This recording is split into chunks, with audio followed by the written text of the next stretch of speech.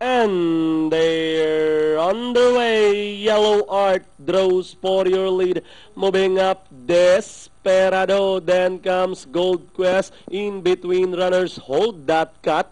Hari ng Yambo is racing in Pip. Let Choice comes next. Dream Come True. Then followed by Sweet Lorke. Next in line, running by the Real Finest Material Conqueror. Then comes Hourglass running third last. Second last running on the outside is Dico Akalain. And trailing the group is Prince of Natu as they round to the last 600.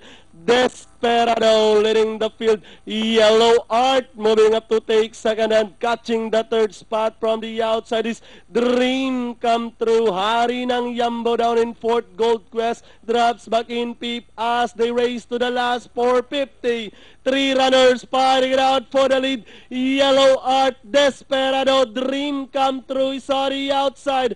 Desperado, then on the outside is Yellow Art, Dream Come True with 150 to go.